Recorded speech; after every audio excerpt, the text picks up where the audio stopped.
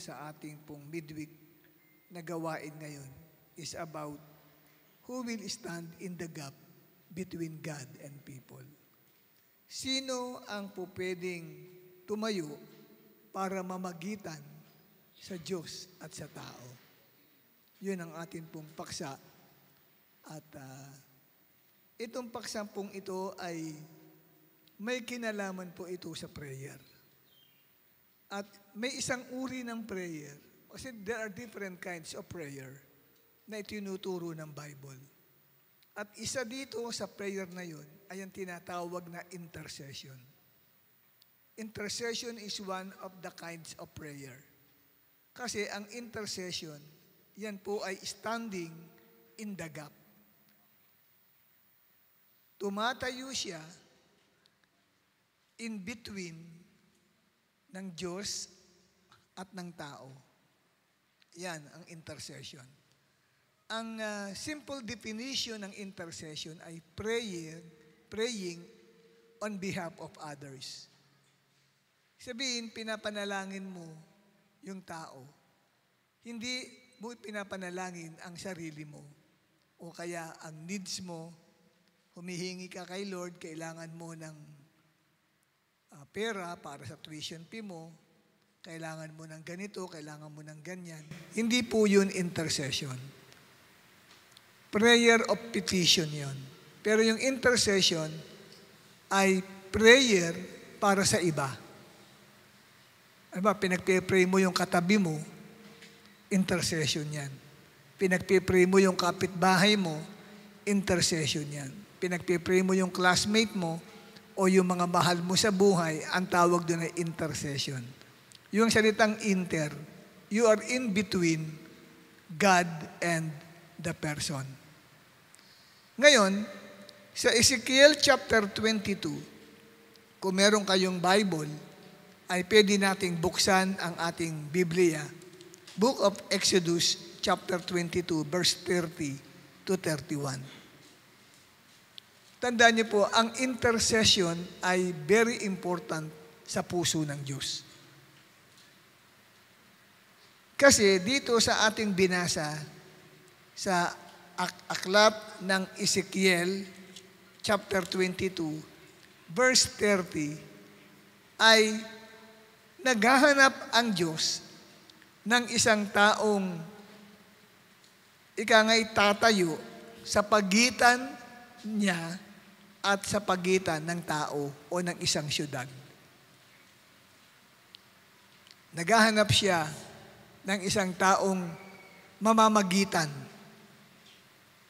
Halimbawa, hindi kayo nagkasundo ng kapatid mo, merong namagitan sa inyo para magkasundo kayo. May tumayo in between you. Yun ang intercession eh. Sige na, magbati na kayo. Uy, patawarin mo na ito. Yan, siya yung namamagitan para magkasundo kayo. Ang tawag doon ay intercessor. Sa Bible, maraming intercessor. Isa dito ay si Abraham. Namagitan siya sa Diyos at sa mga tao sa Sodoma at Gomora. Dahil yung mga tao doon sa Sodom at Gomora ay napakasama ng buhay. Sinabi ng Diyos sa kanya ay lilipulin niya yung mga taong nakatira doon sa Sodom and Gomora. Ngayon, ang sabi ni Abraham, Lord, alam ko, ako ay putik lang, pero pwede po bang magsalita sa inyo? Ang sabi niya, kung meron pong 45 people doon sa Sodoma, lilipulin mo po ba ang mga taong nakatira sa lugar na yon?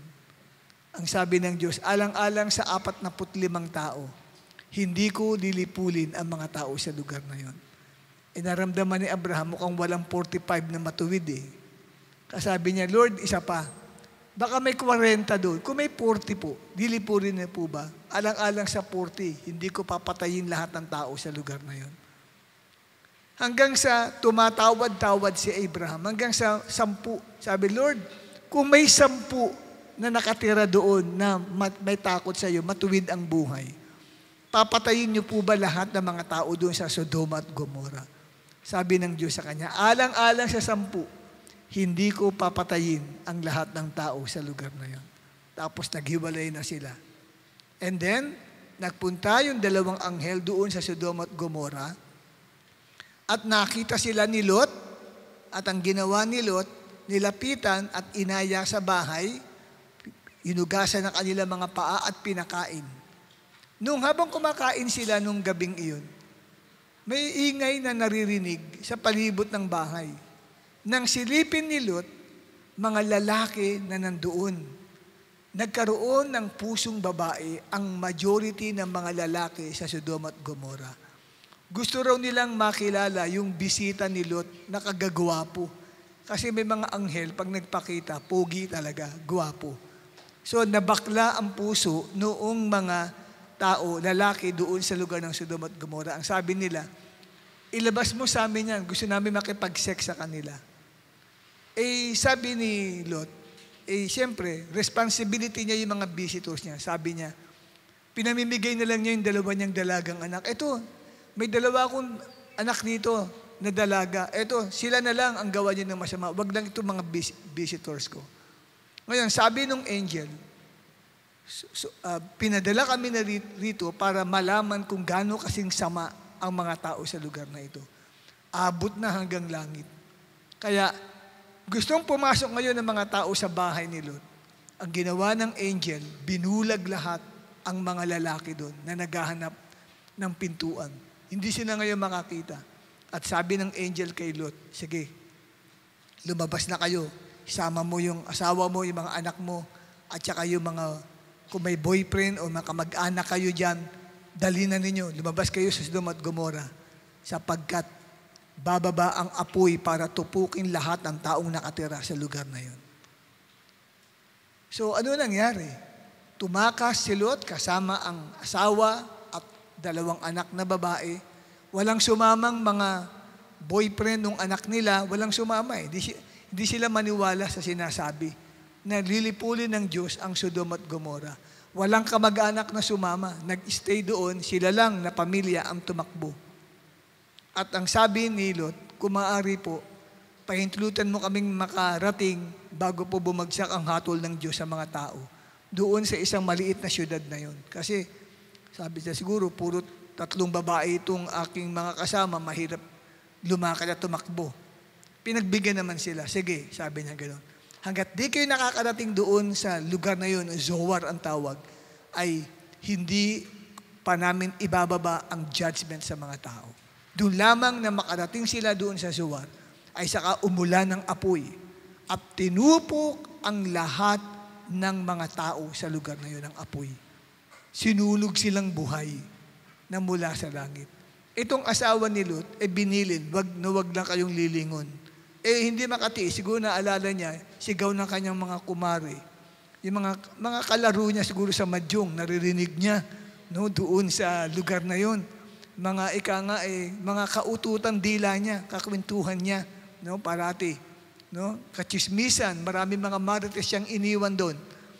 Napalingon siya. Paglingon niya, naging haliging asin ang asawa ni Lot.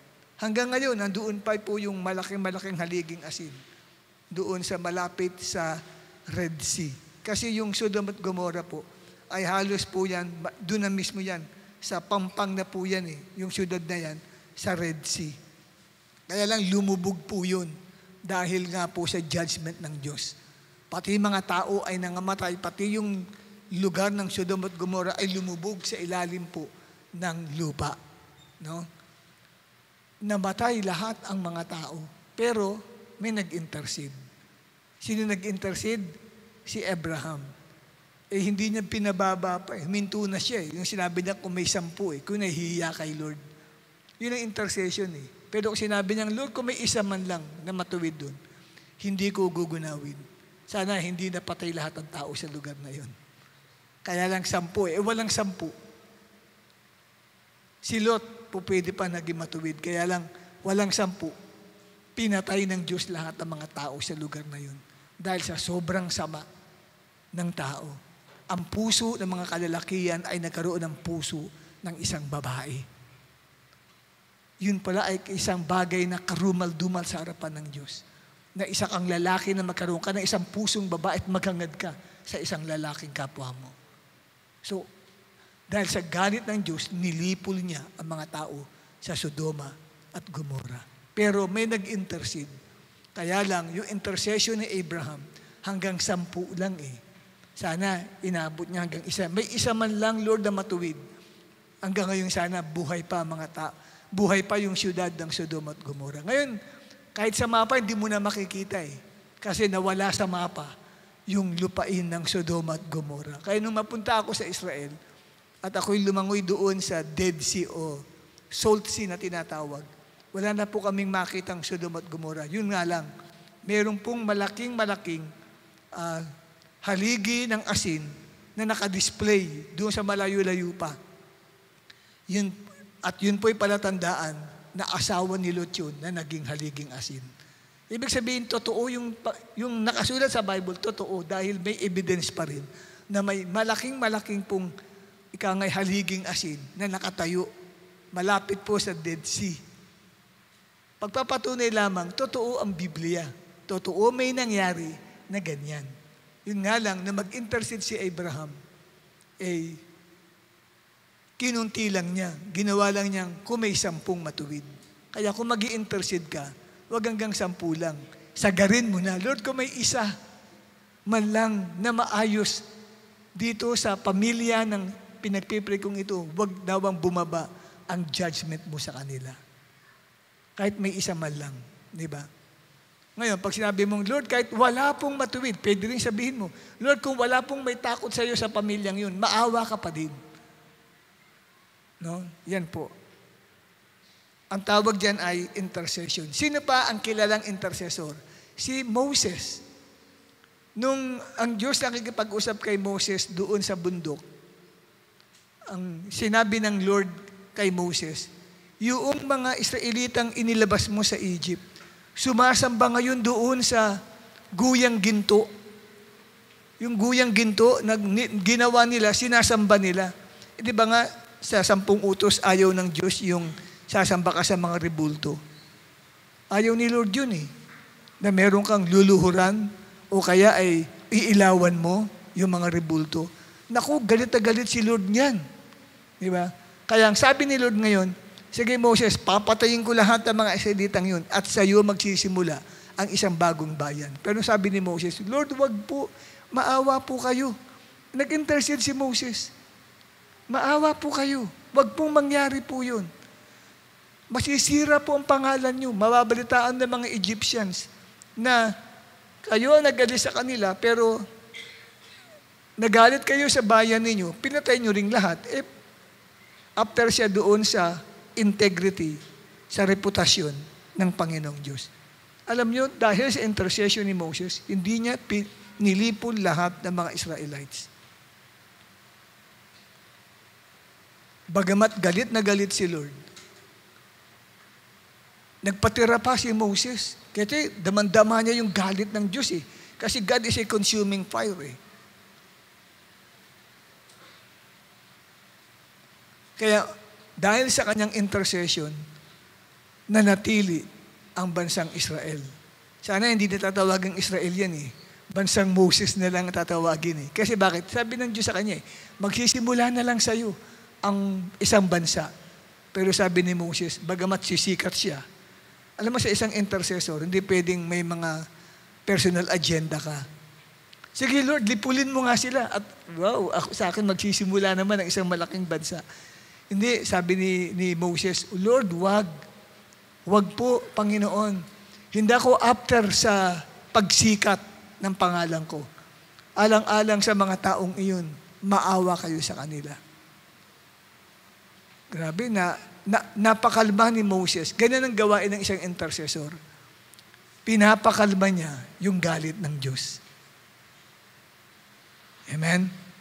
Ganyan ang isang namamagitan. Kaya sabi dito sa binasa natin, God is looking for an intercessor who will stand in the gap between Him and the people. Basahin nga natin ang Ezekiel 22. Babasahin ko ang talatang 30 hanggang 31. Tagalog po ito. Humanap ako ng isang taong makakapaglagay ng pader upang ipagsanggalang ang lunsod sa araw na ibuhos ko ang aking puot. Humanap daw siya ng tao na magdidepensa doon daw po sa isang syudad para may humadlang sa galit niya, wag mangyari. Pagdating ng verse 31, wala daw siyang nakita na isang intercessor. Kaya, bubuhos ko sa kanila ang nag-aalab kong puot at sila'y aking lilipulin. Alam niyo po, napaka-importante pala may intercessor. Para po ito ay magdepensa doon sa mga tao. Halimbawa, yung katabi mo, hindi mo alam yung katabi mo may mga sikretong kasalanan pala yan. Hindi lang halata. Yung katabi mo, tignan mo katabi mo sandali. Hindi mo alam, may mga tinatagong kasalanan yan. Yung pala, galit na pala si Lord dyan. Ibabagsak na pala ni Lord ang galit dyan. Tinakda na palang maaksidente yan. Itinakda na pala yan, kapatid, ay magkasakit at hindi na makarecover. Kaya lang, hindi natuloy. Dahil sa'yo. Bakit ikaw ang dahilan? Nagpipray ka dyan sa katabi mong yan eh. Pag ikaw na nag-iisa, pinagpipray mo isa-isa ang mga kapatiran. At naalala ni Lord ang panalangin mo. Lord, naalala ko nga pala yung katabi ko. Katabi ko mukhang police character eh. Anong sabihin ng police character? Naintindihan niyo yung sabihin ng police character? Ano yung sabihin ng police character? Mukhang kriminal. Di ba? Sabihin ng police character eh. Mukhang kriminal. Mukhang hindi gagawa ng mabuti. Ganon. Di ba? Yun. So, ipinagpipray mo siya, Lord, anuman ang nagagawa niyang kasalanan, patawarin mo po siya. Tapos, eto na. Gusto nang ibagsak ni Lord yung judgment para sa kanya. Hindi mababa ng Diyos yung hataw ng judgment. Kasi bakit? Naalala niya yung prayer mo doon sa tao. Ang tawag doon, intercessor ka. At ang intercessor ay isang napakagandang ministry. Na yan, kapatid, hinahanap ng Diyos yan. Sino ang pwedeng maging intercessor sa church natin? Para hindi niya ituloy yung galit o puot sa isang tao.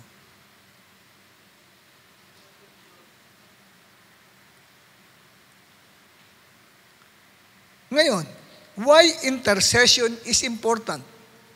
Bakit importante ang intercession o ang pamamagitan na panalangin?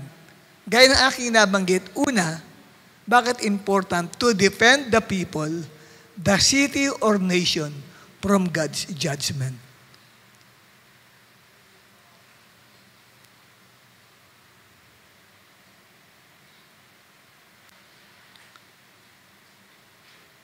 Naghahanap si Lord ng may sasalag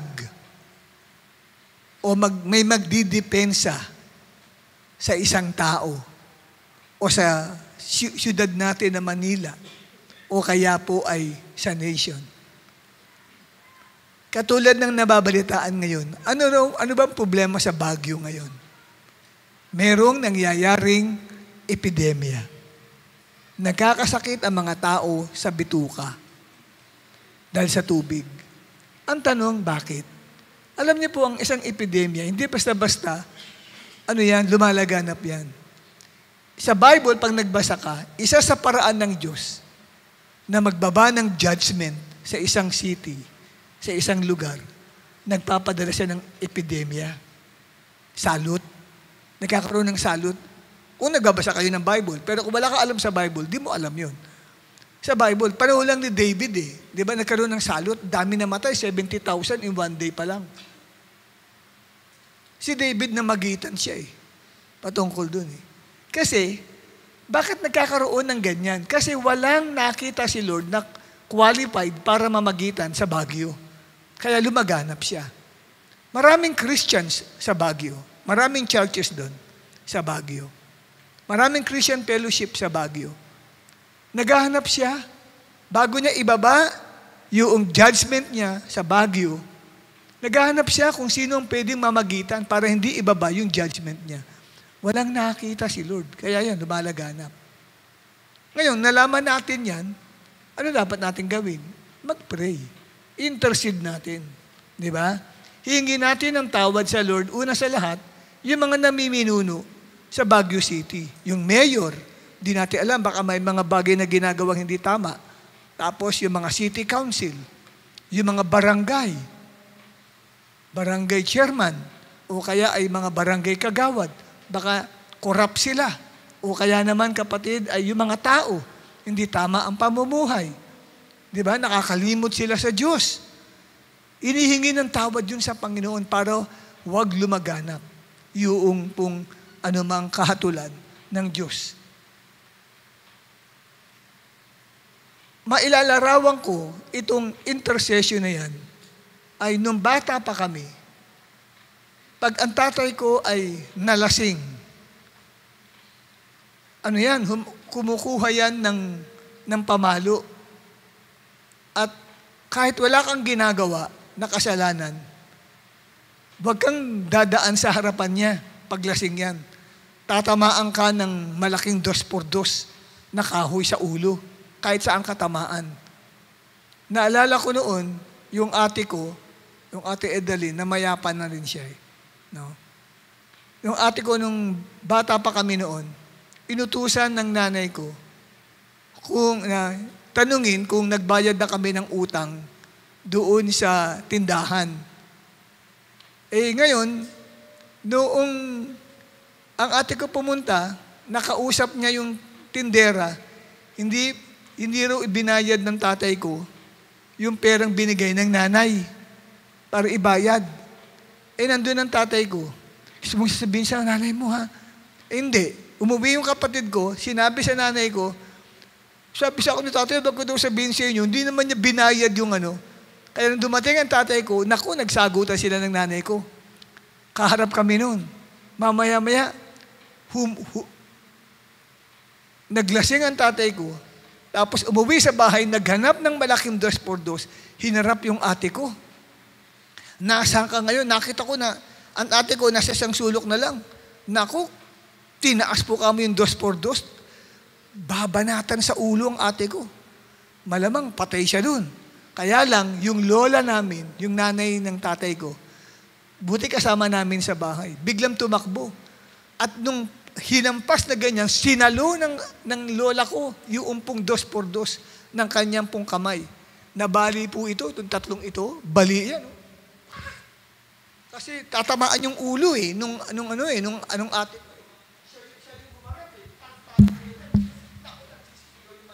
Yung lola ko. No? Nag-iiyak sa sobrang sakit. Doon tumama sa kanya. Tapos yung tatay ko, biglang umalis na lang ng bahay. So, may sumalag. Yun ang ibig sabihin ng intercession. Ikaw ang tatanggap ng dapat judgment dun sa tao. Kaya kung wala kang pagmamahal sa tao, hindi ka pwede maging intercessor.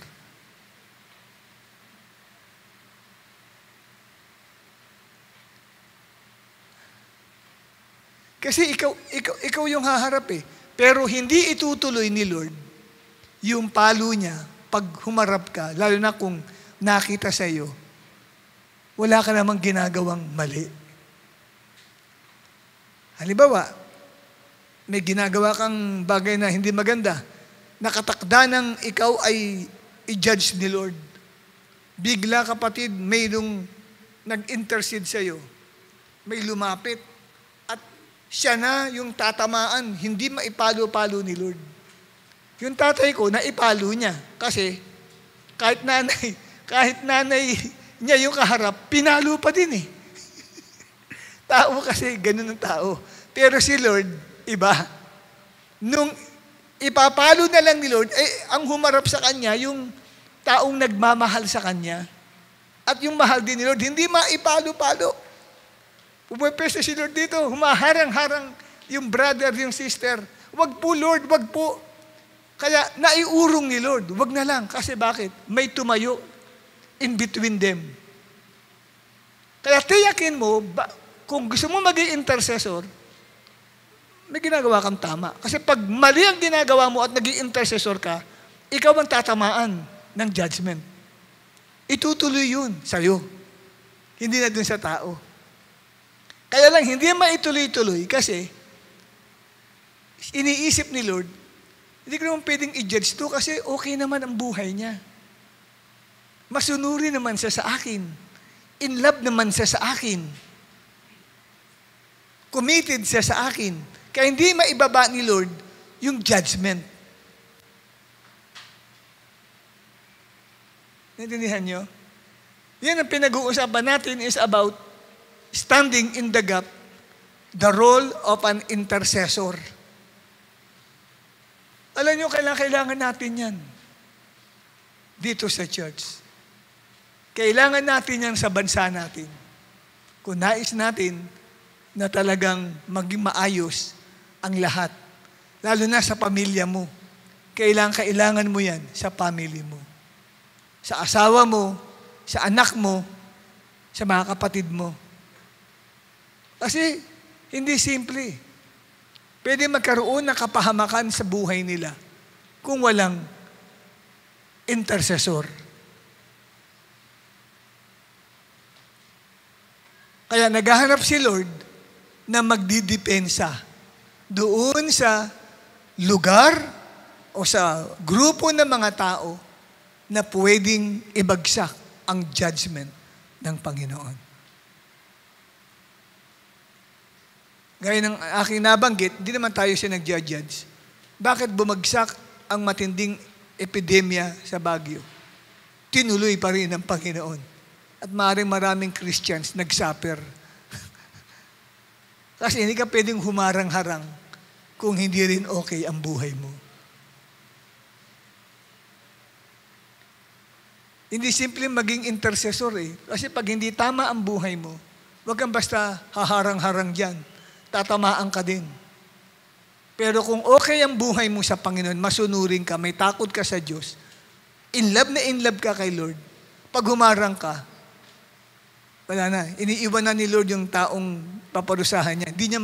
Hindi niya maibaba yung judgment. Nandiyan ka eh. Masasaktan ka, ayaw ka niyang masaktan.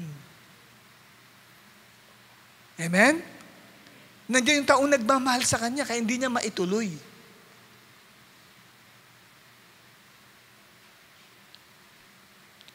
At ang ikalawa na kahalagahan ng intercession is this. Naghahanap si Jesus at ang Holy Spirit ng partners para sa intercession. Jesus Christ is looking for a partnership. Sino ang nais makipag-partnership sa Kanya para mag-intercede? At ang Holy Spirit din ay naghahanap ng partner niya. Ano sabihin ng partner? Kasama. Kasi si Jesus at ang Holy Spirit, role nila ang mag-intercede eh. Kaya lang, kailangan may tao din, nagagamitin sila. Okay?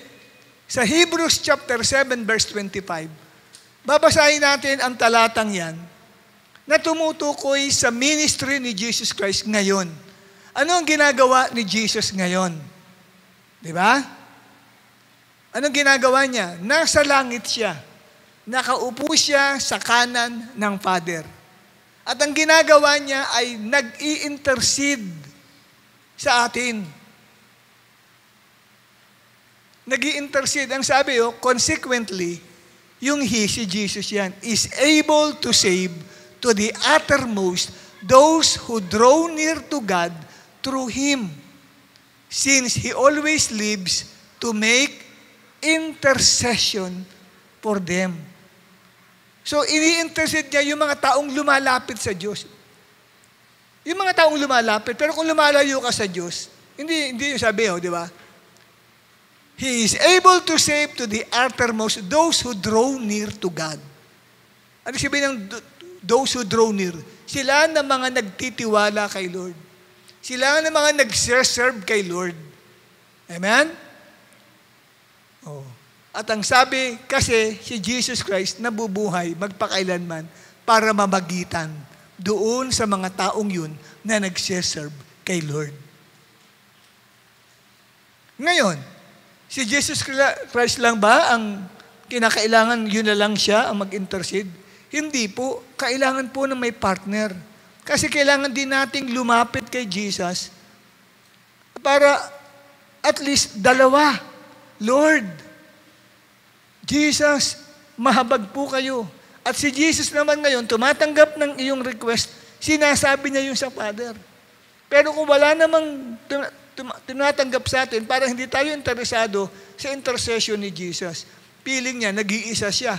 Walang sino mang sa lupa na interesado para pamagitan doon sa mga tao na talaga namang nangangailangan ng tulong. So, nakikipag-partner kay Jesus. Kaya yung intercessory ministry ay ministry ni Jesus yun to partner with Him.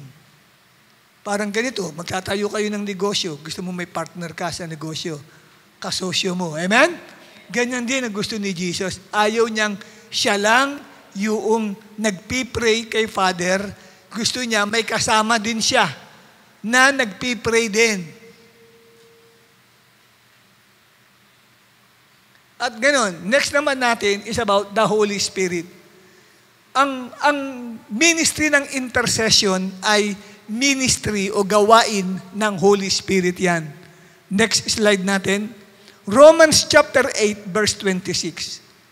Likewise, the Spirit helps us in our weakness. For we do not know what to pray for as we ought. But the Spirit Himself intercedes for us with groanings too deep for words. So, hindi raw po tayo marunong mag-pray. Sabi ng Bible. Hindi natin alam kung paano tayo mag-pray eh. At anong paraan ang prayer na gagawin natin. Ano yung applicable words na pwede nating sabihin kay Father? Ano yung talagang need ng tao? Hindi natin alam. Ngayon, ang sabi, dito tayo tinutulungan ng Holy Spirit kung paano manalangin. Paano ba mag-pray ang Holy Spirit? Pag nag-pray ang Holy Spirit, hindi po language na naintindihan natin. Katulad ko, Lord, Abba Father, i-bless mo po ang aking kapatid na ito. Naririnig mo yung words ko. Hindi ganyan. Ang Holy Spirit, pag nag-pray, nag-groan, groaning. Ano sa Tagalog ang groaning? Humihibik. Humihibik. Ganun, humihibik siya. Ano siya? Hindi siya yung clear words. Ngayon, kailangan niya ng isang tao para mag-manifest yung groanings na yon. Kasi ang Holy Spirit, sinugo ni Father at ni Son sa mundo para tumira sa bawat mananampalataya ni Jesus. At ang role ng Holy Spirit ay mag-intercede. Gagamitin niya tayo. Kaya pag ikaw ay nag-pray with groanings that cannot be uttered, ikaw ay humihibik sa prayer. Humihibik-hibik ka. No? Masakit ho yun, kapatid. Kasi dito sa, sa sikmura mo, talagang malalim yun eh. Talagang, hindi mo na marinig kung ano yung hinihiling niya, basta, gumagano na lang siya. Groanings, prayer na yung Holy Spirit ang nag-i-intercede. At yung ganong prayer ay perfect prayer, sabi dito. Verse 27. He who searches hearts knows what is the mind of the Spirit. Sino ba ang nakakasaliksik ng puso ng tao? Ang Diyos, di ba? At yung Diyos na yon, ang sabi, nalalaman niya kung ano ang nasa isipan ng Holy Spirit. Because the Spirit intercedes for the saints according to the will of God. Pag nag-intercede ang Holy Spirit, perfect yung kanyang prayer. Kasi ayon sa kalooban ng Diyos, hindi man natin naintindihan yung sinasabi niya. Iba pa po yung speaking in tongues na prayer. Iba yung groanings. Yung groanings, gumaganon na prayer. Hindi po yung groanings na inaantok-antok pa at Panginoon, salamat po, Lord. Pagi po, Lord. Hindi ganun. Yung groanings po talagang kasama na ang pagluha mo doon. At halos po, lumuluhod ka na at para bagang ikaw, kapatid, ay nung ako ay nasa Malaysia, kami ay inactivate sa groaning in the spirit na prayer ng isang propeta, si Jonathan David. Nung ako ay nasa Malaysia, ay nagkaroon kami ng activation ng groanings. Talagang buti na lang doon sa church na yon, carpeted kasi yung simbahan, kaya kami ay mga nakaupo, nakaluhod, umihiga kami sa prayer mismo doon sa church na yon. At makikita po ninyo na talagang kami ay bumabaligtad kami. Yung groaning dito nanggagaling eh. Dito nanggagaling yun eh. Na talagang, makikita mo na namamaluktot ka talaga eh. Ibang klase yung prayer eh. Yun ang hindi matanggihan ng Father na prayer. Kasi energized and directed ng Holy Spirit. Ganyan ang mga intercessor. Hindi yan nananalangin ng puro known language. Yun, uunawaan mong salita, Panginoon, tinataas po namin sa iyo ang amin pong kongregasyon, pagpalain. Hindi ganun manalangin ang isang intercessor. Ang isang intercessor, yun po yun, kapatid, no? At para may ka-wrestling ka. Pag ikaw, kapatid, ay nakatuwad, para ka may ka-wrestling. Ganun po nangyaring activation sa amin eh. Hindi naman kami karamihang mga estudyante. Siguro nasa mga 60 to 70 lang po kami. Kaya lang malaki kasi yung church eh. Carpeted. Kaya ang sarap din talagang humiga eh. No? Talagang kami, kapatid, umiikot. Sa katawan namin, para kami nagre-wrestling. May ka-wrestling ka. No? Kasi ang sakit dito. Sa ganito. Parang hinahalo ka yun. Tapos, tumutulo ang mga uhog, luha, nagsama-sama na. Pati laway. Doon po sa tinatawag na groanings in the Spirit. Yun ang perfect prayer. Noong nagkandak ako ng School of Intercession sa Battle Axe Prophetic School natin, na ginawa doon sa KKFI. Alam niyo yung KKFI? Diyan sa P. Paredes Street. Pinag-activate ko yung mga students natin doon ng groanings. Kaya lang, medyo narindi ata yung mga nagbo-board doon sa KKFI. Nasabihan kami kasi talagang maingay. Kasi nga, groanings yun eh. Akala mo ay parang may naghihingalo. Inahabol yung hininga. Ganun po, nag-groan ka eh. No? Ibang klase po yun na uri ng prayer. Intercession is very, very much na kilos ng Holy Spirit. Yan. Gusto ng Holy Spirit makipag-partner. Kaya naghahanap siya kung sino ang pupwede na makipag-partner doon sa isang believer nang sa gayon ay ipahayag niya yung groanings in the Spirit.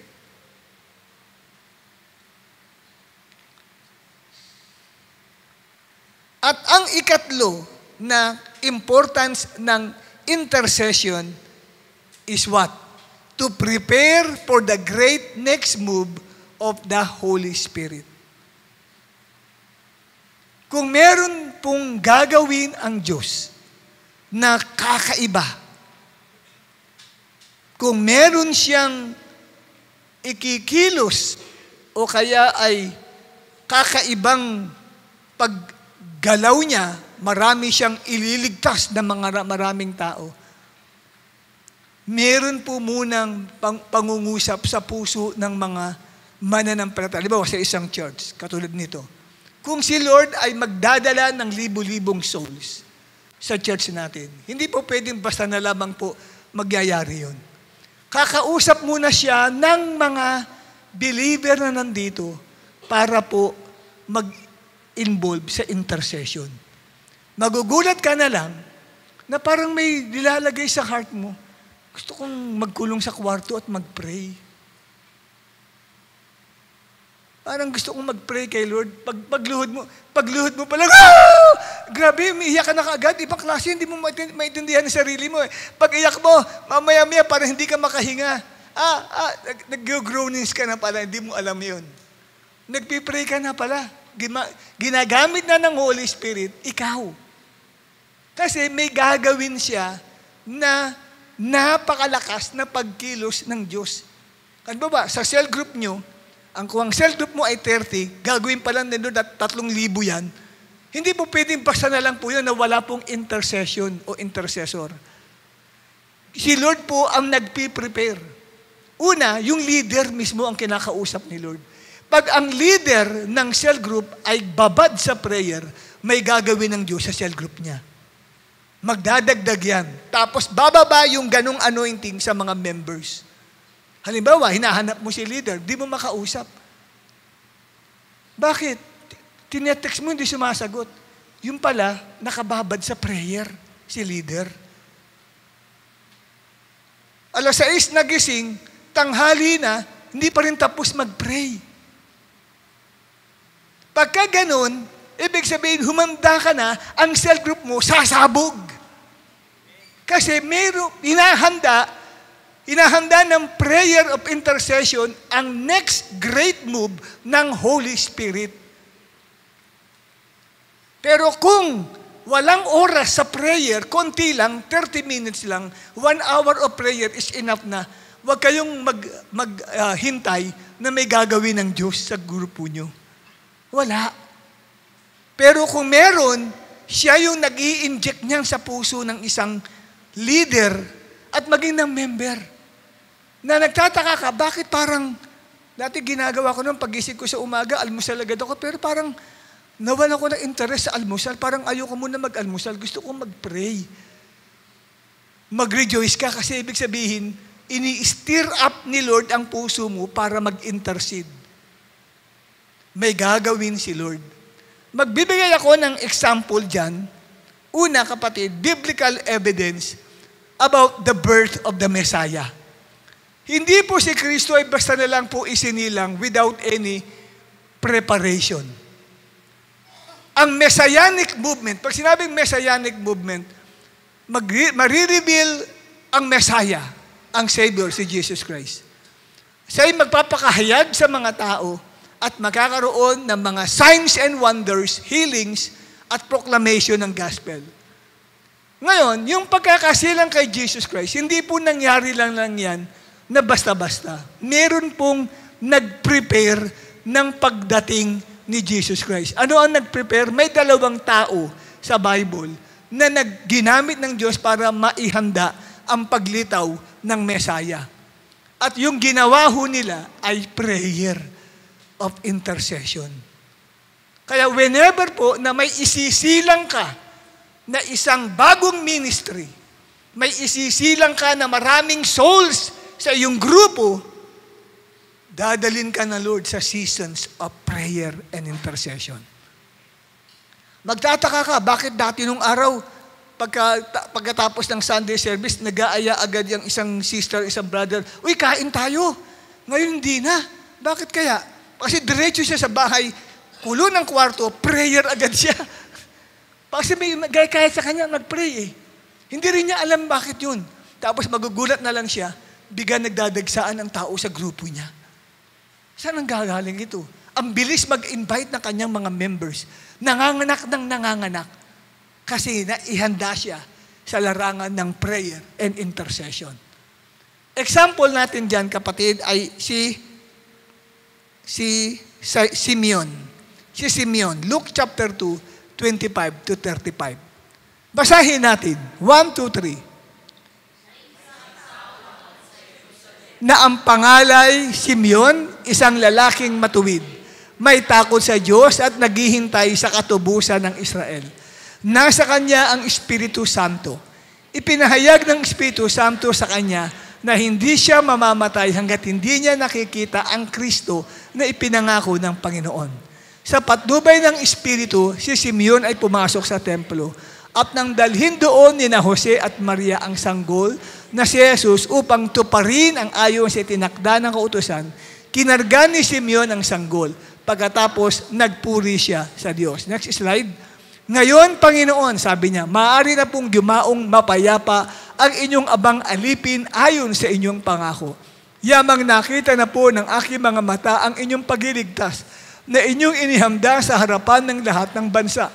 Ito po ay liwanag na tatanglaw sa mga hentil at magbibigay dangal sa inyong bansang Israel. Namangha ang mga magulang ng sanggol dahil sa sinabi ni Simeon tungkol sa bata. Binasbasan sila ni Simeon at sinabi kay Maria, tandaan mo, ang batang ito'y nakatalaga sa ikapapahamak o ikaliligtas ng marami sa Israel. Siya ang magiging tanda mula sa Diyos, ngunit tutuligsin siya ng marami. Kaya't mahayag ang kanilang iniisip. Dahil dito, magdadanas ka ng matinding kapigatiang parang isang patalim na tinarak sa iyong puso. So itong si Simeon, kinarga niya yung si baby Jesus. At nakita na daw niya yung sinabi sa kanya ng Diyos, nalilitaw na Kristo. Nung sabihin sa kanya ni Lord yun, he prayed, he interceded for the coming of that Messiah. At ang ikalawang tao naman na nag-pray din, na naghanda sa paglitaw ng Messiah ay si Hannah.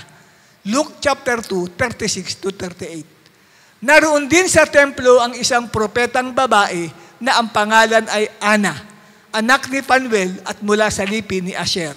Siya'y napakatanda na. 7 taon lamang silang nagsama ng kanyang asawa at ngayon 80 taon na siyang byuda. Lagi siya sa templo at araw-gabi sumasamba sa Diyos sa pamagitan ng pag-aayuno at pananalangin. Grabe, araw at gabi, nagpa-fasting and prayer. Verse 38, ng oras na yun, lumapit siya kina Jose at Maria at nagpasalamat sa Diyos. Nagsalita rin siya tungkol sa sanggol sa lahat na naghihintay sa pagpapalaya ng Diyos sa Jerusalem. Siya rin, naghihintay din siya sa paglitaw ng Messiah. Paano niya hinintay? Through day and night, fasting and prayer. Kaya bago lumitaw ang isang bagay, bago magkaroon ng pagsisilang ng isang bagay, dadaan ka ng Lord sa seasons of prayer, intercession, and fasting. Magtataka ka, bakit may nagtutulak sa iyo na parang magbabad ka sa prayer? May nag-aakay sa iyo na i-straight mo ang pagdalo sa prayer meeting. Bakit kayo? Dati hindi ka naman umaatin ng prayer meeting eh. Ibig sabihin, may isisilang na panibago sa buhay mo. Okay? Ngayon, ang example ko naman ay sa church history. Let's go to the church history. Ang Protestant Reformation movement in 1517 was prepared by an intercessory prayer of Girolamo Savonarola. Para sa mga hindi nakakaintindi rito, bakit nagkaroon ng mga protestanteng relihiyon? Di ba? Saan nagmula ang protestante na relihiyon na yan? Nagsimula yan noong October 31, 1517 nang i-post ni Martin Luther, isang German monk, yung kanya pong ilang thesis yun, 95 thesis, no, bilang kanya pong protesta doon sa doktrina ng Roman Catholicism during that time. Doon po nagsimula yung Protestant Reformation movement na namulat sa katotohanan ang maraming mga tao sa Europe. Kaya naisilang ang mga protestanteng relihiyon dahil doon. Okay? At hindi basta-basta nagkaroon ng tinatawag na Protestant Reformation. Meron pong isang lalaki, bago nangyari na si Martin Luther ay gamitin ng Diyos para maliwanagan ang isipan ng mga taong hindi alam ang katotohanan kasi sa Roman Catholic Church, para sa kanila, ang kaligtasan ay sa pamagitan ng mabuting gawa. Pag gumawa ka ng mabuti, maliligtas ka, pupunta ka sa langit. Pero, nang dumating si Martin Luther, binago niya yun. Sabi niya, hindi yun ang tinuturo ng Bible. Ang tinuturo ng Bible pagpasok sa langit, hindi ang mabuting gawa, kundi ang pananalig ng isang tao sa ginawa ni Kristo sa cross. Pananampalataya. So, kaya po, ang mga tao na marinig yun, yun naman pala eh. Ayan, nagkaroon ngayon, nag-alisan sila sa Roman Catholic. At sila kapatid ay nag-embrace ng Biblia. Niyakap nila ang Biblia at piniwalaan nila na ang tao ay tatanggapin lamang ng Diyos kung mananalig o sasampalataya kay Jesus Christ. Okay? Ngayon, bago nangyari yun, merong isang lalaki, ang tawag ay Girolamo Savonarola. Itong taong pong ito ay bagamat devout Catholic, pero siya po ay nagbabasa ng Bible. Naliwanagan po siya sa Biblia. At hindi siya umaagri sa pamumuhay ng mga kapwa niya, mga mananampalataya ng Diyos. Tinutuligsa niya ang mga kasalanan. At pagkatapos niyan, ito pong taong ito ay nabuhay sa fasting and prayer.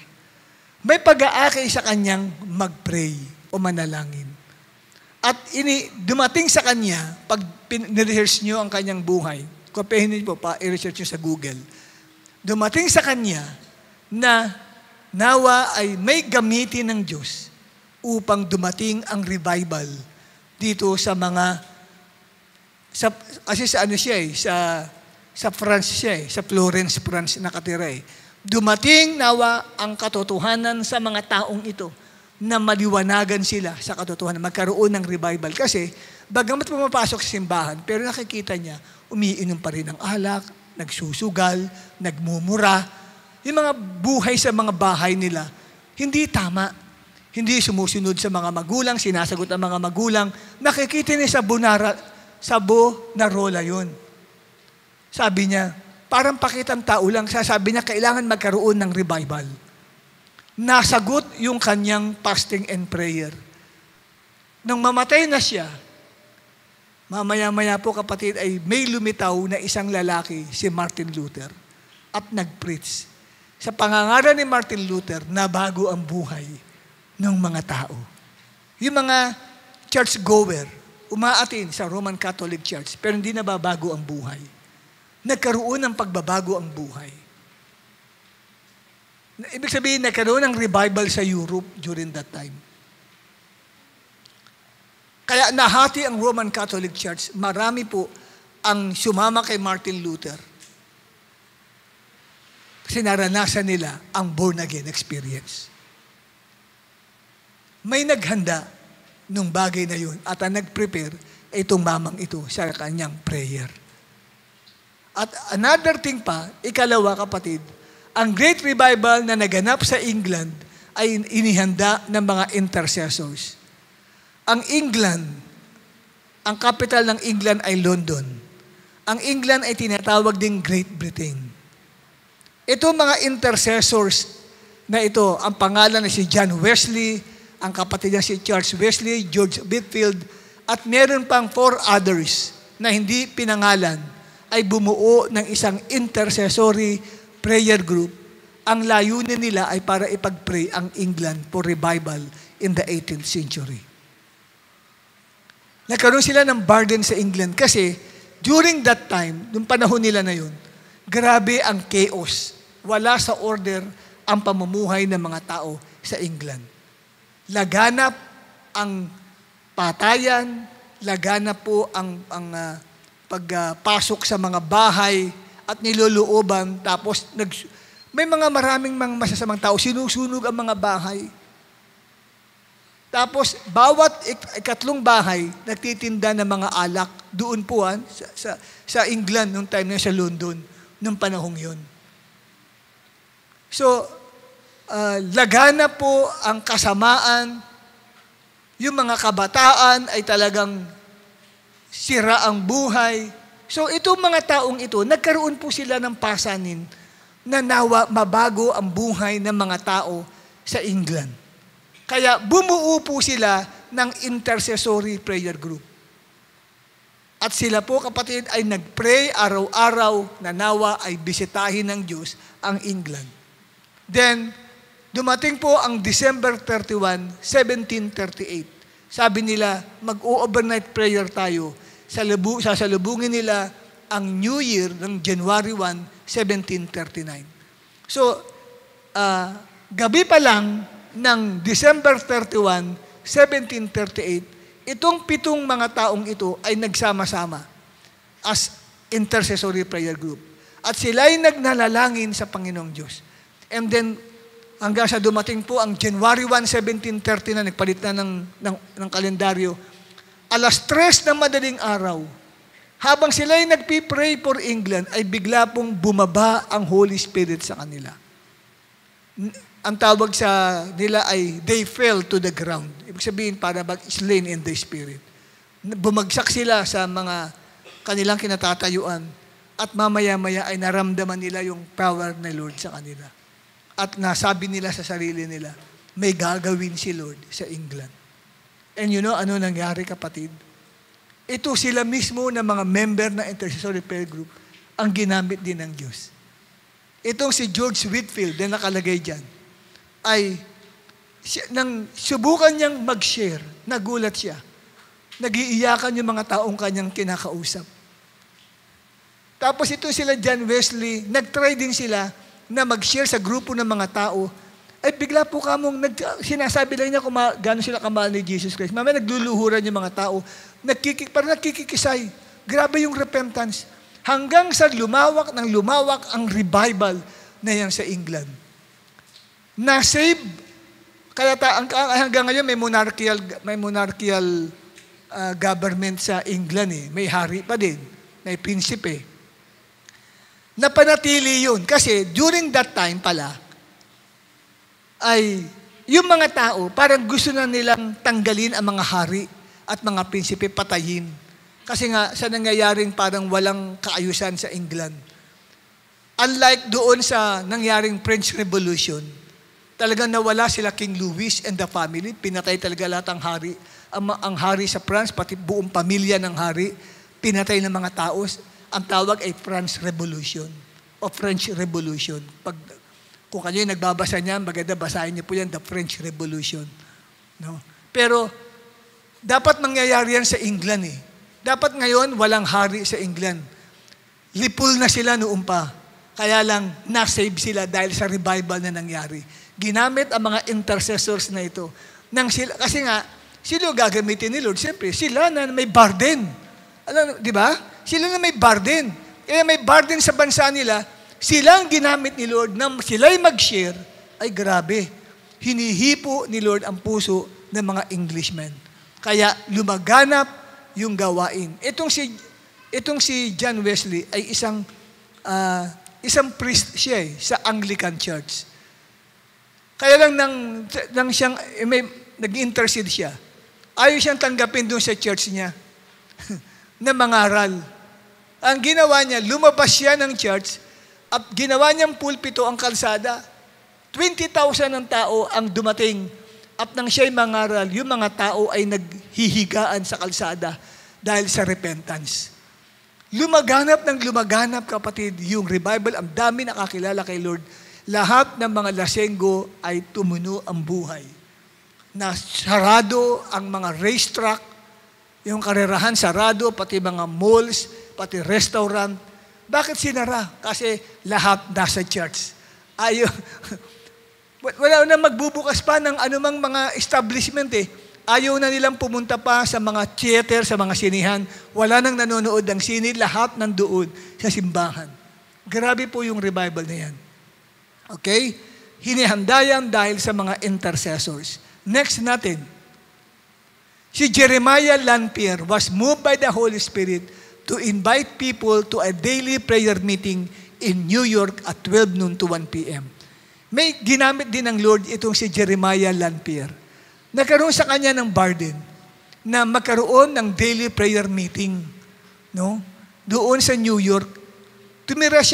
Kumuha siya ng isang lugar sa Fulton Street, New York City. Sinabi sa kanya ni Lord, mag-invite ka. Ayan, no? Yung mga babasa ho ninyo doon na Invitation niya po yun. Daily prayer meeting from 12 to 1 o'clock. Nag-invite siya ng mga tao na sasama sa kanya araw-araw po tuwing 12 noon to 1 p.m. para lang mag-pray for the revival. Yung unang-una niyang ginawa na prayer, may 6 sa mga in-invite niya sa New York, 6 ang pumunta.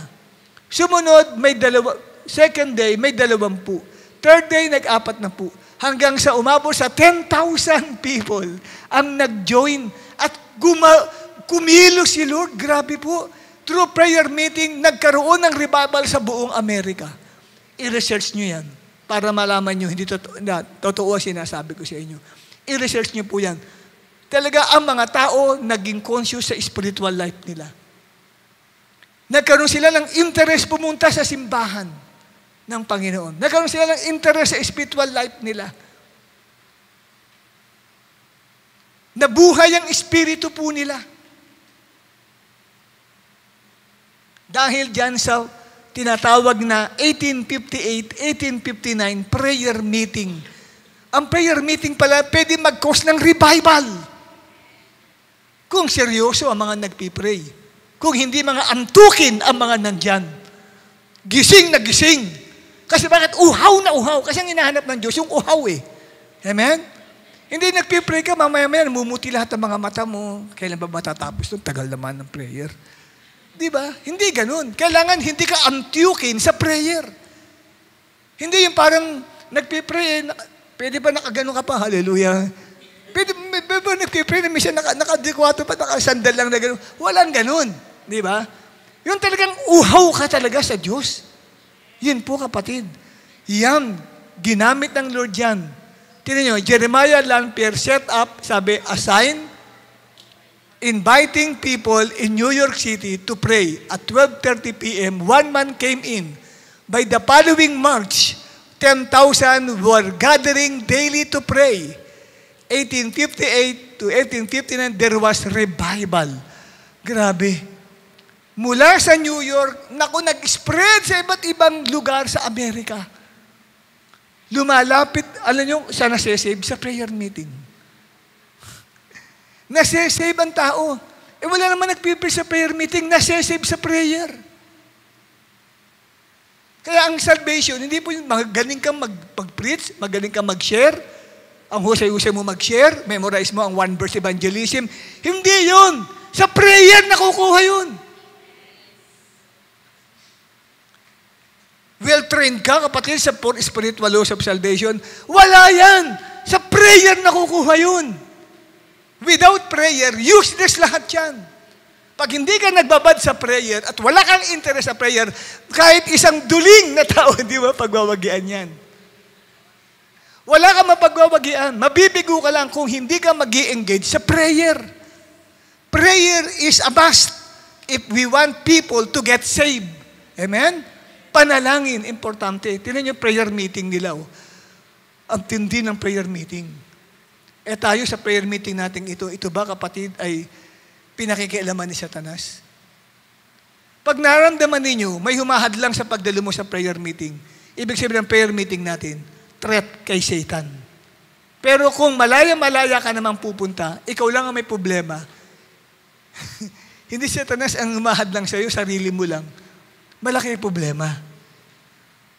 Ibig sabihin, hindi makakagawa ng revival ang ating prayer meeting na ginagawa every Tuesday.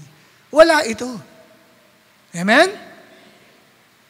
Pero kung nakita mo kapatid na yung pagdalo sa prayer meeting ay magbubunsod ng malaking revival sa Pilipinas, wow! Malamang pati nanay mo, asawa mo, hadlangan ka para wag dumalo ng prayer meeting.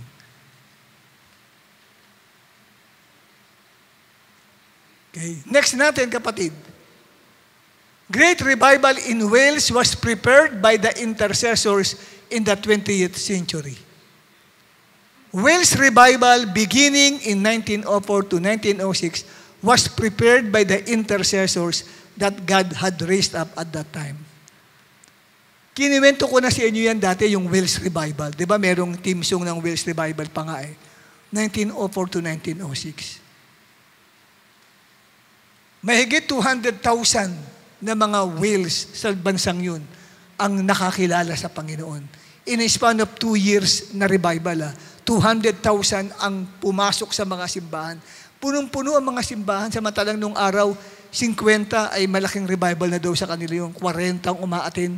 Pero ang laki-laki ng service place, 40 lang ang tao. Pero nung pumasok ang revival sa Wales, punuan, pati ang tao naghihintay ng pagtatapos ng service kasi babalik sila naman ang pupunta. At ang service nila, pag nagsimula ng 6:00 ng umaga, natatapos kinabukasan na ng 6:00 ng umaga. Walang gustong umuwi. Yan ang revival. Ang revival, walang gustong umuwi. Kung gusto mo nang umuwi ngayon, wala pang revival. Basahin ho ninyo. Mag-research po kayo. Ako may libro ko niyan. Ang title ng libro ko ay Revival Fire. Binabasa ko po yun. Nandun po, nakatala doon ang revival yan nangyari. Ayaw po mag-uwian ng tao pag may revival. At ayaw nang pumasok sa trabaho at sa school pag may revival. Gusto na lang nasa church siya. Basahin ho ninyo yung mga ganong revival na nangyari. Wala nang kadesire-desire. Gusto kay Lord na lang sila. Kumari, ayaw nila matapos ang service. Hindi sila naiinip pag may revival. Pero pag walang revival, inip na inip at antok na antok. Pag walang revival, sabihin, wala pa tayong revival na nangyayari sa atin. Amen? Kasi nakita ko yung mga mata, iba duling na. Di ba? Ibig sabihin, kulang sa gutom. Kulang sa uhaw. Amen? Kasi kung gutom na gutom ang kaluluwa mo sa Diyos, hindi ka aantukin. Totoo yan. Kasi sabihin, focus na focus ka eh. Kats na kats mo yung tinuturo ni Bishop eh. Kasi revival yung tinuturo ko eh. Pero kung wala kang interest sa revival, ibig sabihin, inaantok ka na.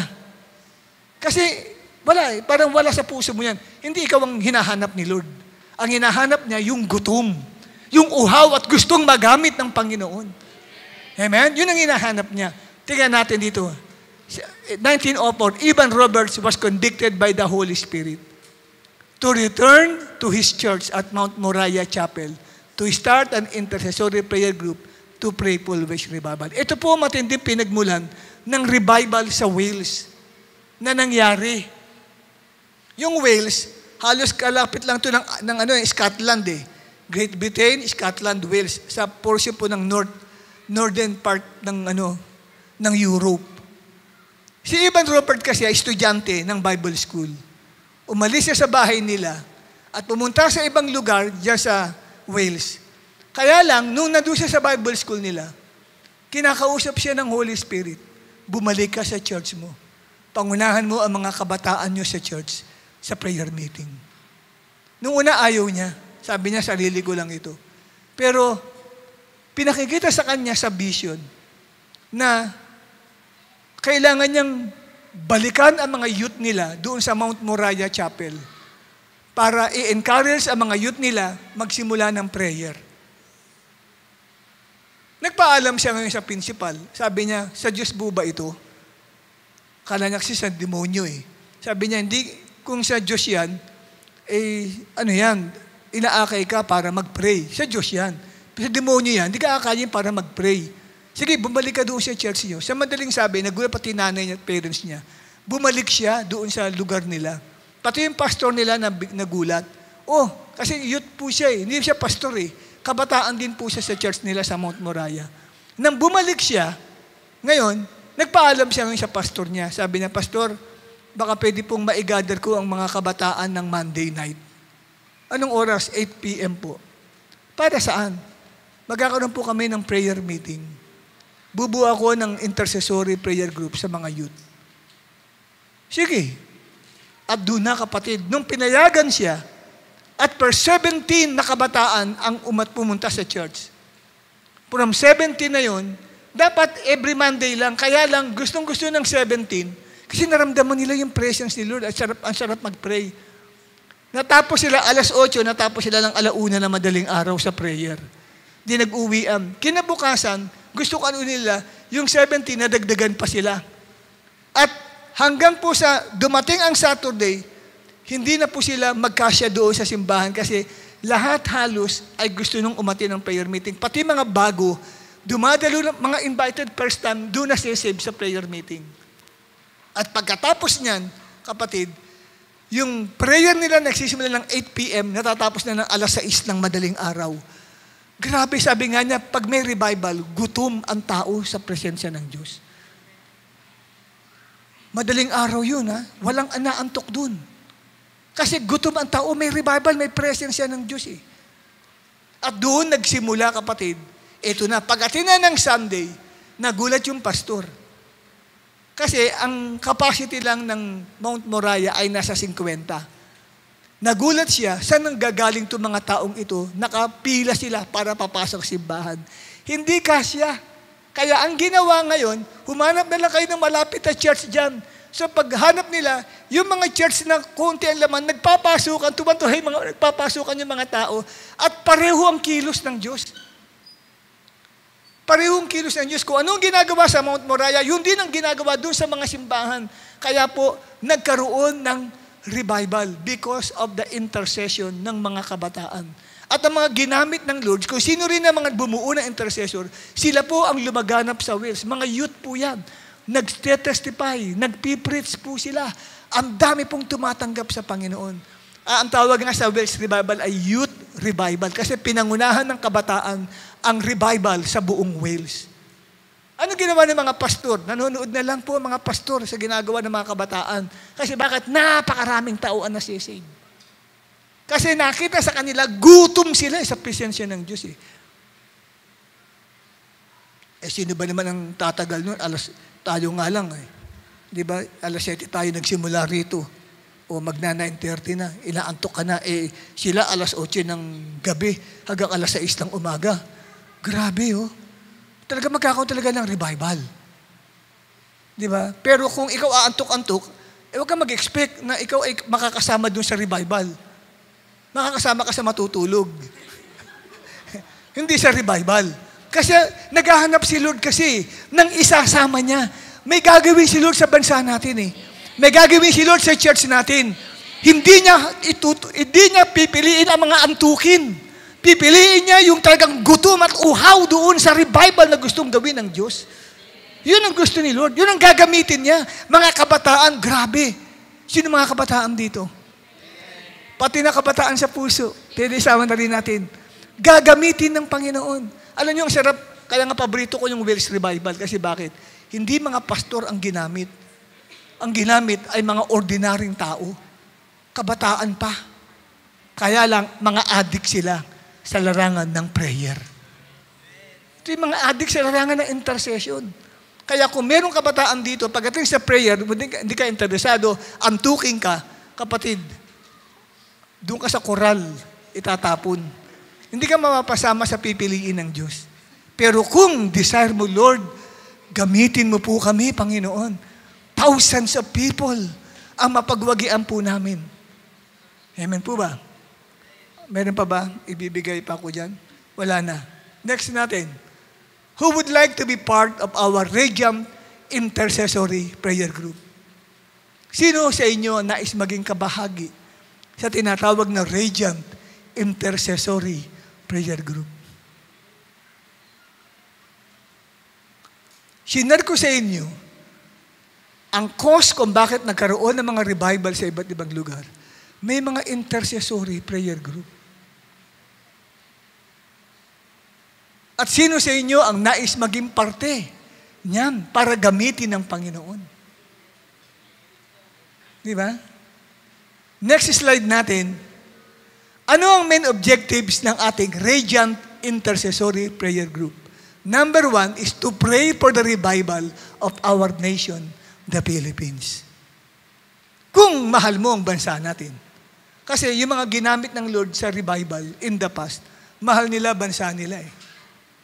Pero ikaw, kung galit ka sa bansa mo, okay lang kung hindi ka mapasama. No? Ikalawa, to pray for our church and members to experience the presence of God and the revival. Ipagpipray ng mga kapatiran na yan na mapapabilang sa Radiant Intercessory Prayer Group na ipagpray ang ating church, ipag-pray ang mga member maranasan ng presensya ng Diyos, and to pray for other churches as well for the revival. Hindi pwede makasarili tayo na ito lang ay pag-pray natin for the revival. Lahat kasi pag pumutok ang revival sa Pilipinas, lahat ng churches yan. Sabay-sabay po yan. Makikinabang yan. Hindi ho yung tayo lang ang sikat. Walang ganung revival. Na gusto mo lang, ikaw lang ang dalawin ng Diyos. Makasarili. Naku, walang makasarili. Hindi ka gagamitin ng Holy Spirit pagka ganon. At ikatlo, to pray for the salvation of our loved ones and all the unsaved people, including healing. Yan. May burden ba kayo sa mga unsaved people? Okay. Number 4, to pray for any prayer request of our brethren. Kasi, alam niyo sa mga churches talaga, nung araw, kahit ngayon, pag pumupunta ako sa mga ibang churches, guest speaker ako, doon pa lang sa pintuan nila, may mga prayer request na pong inaabot sa mga members na dumadalo. Eh, sino magpe-pray nun? Meron silang intercessory prayer group sa kanilang mga simbahan. At nagkakaroon ng mga linya, talagang hindi maubusan ang pila ng mga gusto magpatotoo sa answered prayer. Tayo, walang ganyan. Kasi bakit? Wala tayong grupo mismo na in charge dyan para mag-pray. And then, number 5, to intercede for any prayer alert that will be sent to our chat group. Masyad ako nagsisend prayer alert. May pag-pray ito, nasugod sa ospital. O ago buhay ito. Kailangan, pag nasendan kayo ng prayer alert, pray kahit saan kayo naroroon. Kahit nasa jeep ka, nasa bus ka, pray. Didilat ka lang pag nagpipray ka kasi baka may lumakpas ka naman sa bababaan mo. Nung dumilat ka, nasa ano na pala, nakagarahe na pala yung sinasakyan mo. Hindi ka pa dumidilat. At number 6, to pray daily for all the VIPs and the worship services of our church. Yan po kapatid. Yan ang mga main objectives ng ating Radiant Intercessory Prayer Group. At ano ang qualifications natin sa mga gusto na mapabilang sa Radiant Intercessory Prayer Group? Una, baptize ka ng Holy Spirit with initial evidence of tongues. Bakit? Kasi pagka nilid tayo ni Lord mag-groanings, hindi ka makakapag-groaning pagka hindi ka baptized ng Holy Spirit. Pag hindi mo pa naranasan mag-speaking in tongues, hindi ka makakapag-groaning. Ikaw lang, maiiwan ka namin. Pag nag-groaning na kami, nanonood ka lang, anong nangyari sa kanila? Wala. Nakatunga nga ka lang. Ikalawa, dapat meron kang gutom at uhaw sa prayer. Pagdating sa prayer, gutom na gutom ka at uhaw na uhaw ka dyan. Hindi ka makakatulog.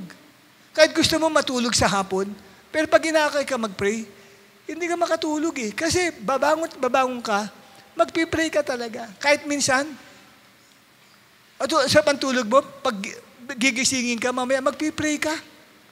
Kasi andun yung hunger and thirst sa'yo. Ibig sabihin yan, humanda ka pagka naranasan mo yan. Gagamitin ka sa bansang Pilipinas. Hindi ako nagbibiro sa inyo kasi ako ay estudyante ng revival. Student. Ibig sabihin, nag-aaral ako ng mga nangyari sa mga revival in the past. Ikatlo, dapat hindi siya mayabang. Ang kukunin nating intercessor ay hindi dapat mayabang, hambog, o mapagmalaki. Na ipatotoo lang na yung prayer niya ay sinagot ni Lord. Yabang agad. Ba na agad ang tingin niya? Di ba? Parang yumabang na agad. Hindi na agad makamayan. Hindi na agad makausap. Aba, ay hindi pwedeng intercessor yan. Number 4, available at all times to intercede. Dapat available ka, nasa bahay ka, o nasa school ka, dapat available ka mag-pray. Hindi po pwede yun na, nag-pray ka ba? Eh, wala akong time para mag-pray eh. Ba't ka pa nag-member ng intercessory prayer group? Wala ka pala panahon para mag-pray. Pero may panahon ka, kumakain ka. Opo, ayun, may time ka kumain. Ganun din, may time kang huminga. Opo, humihinga ako. Ganun ang prayer kasi parang paghinga eh. Kahit may ginagawa ka, ang sarap nga mag-pray, may ginagawa eh. Naglalaba ka, habang naglalaba ka, kapatid, nagpipray ka, iisip mo. Nakikipag-usap ka kay Lord. Di ba?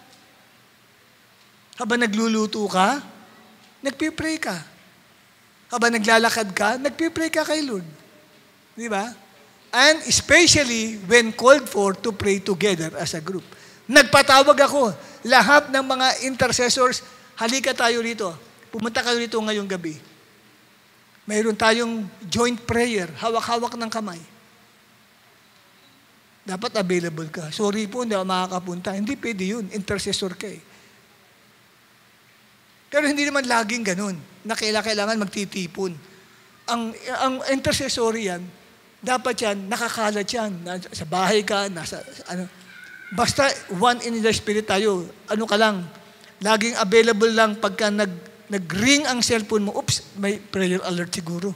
Uy, tama, may prayer alert nga. Oh, di na kahit nasaan ka, nagpipray tayo, sabay-sabay. Hindi kinakailangan sama-samang nagpipray. Meron lang ganoon kung kinakailangan. At nililid ng Holy Spirit, ipatawag ko lahat. Diba? CJ, Raymond, di ba? Oh, halika kayo, Marisa, sama tayo rito mag-pray. May pinagagawa lang si Lord sa atin.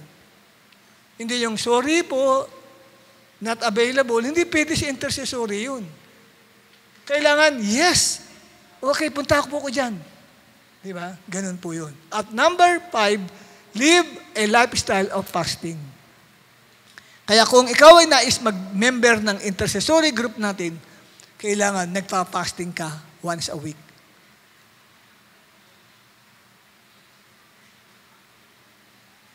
Hindi ka kain ng kain. Okay? At number 6, ang qualification natin, live a consecrated life. Walang unconfessed sins. Kailangan okay ang buhay mo. Kasi, James chapter 5 ba yun? The prayer of a righteous man avails much, sabi sa King James. Ang panalangin ng isang taong matuwid ay powerful. So, yung quality ng taong nananalangin is number 1. Dapat okay ang buhay mo. Wala kang sabit. Amen? Kasi ang prayer natin, kailangan powerful. Umaabot sa Diyos. At bakit dapat okay ang buhay mo? Kasi pwedeng pag pumutok ang revival, dahil isa ka sa intercessor, pwede kang gamitin ng Lord sa revival eh. Kasi kinuwento ko sa inyo, halos lahat ng mga nag-involve sa intercessory prayer, ginamit ng Lord sa mga bansa nila. Grabe. Kinasangkapan sila ng Lord. Libo-libong tao. Hindi sila nahirapan mag-share. Ang tao mismo humahabol pa sa kanila. Amen? Okay. So ngayon, mga kapatid, if you really think the Lord calls you to this ministry, you may come forward and surrender your life to the Holy Spirit.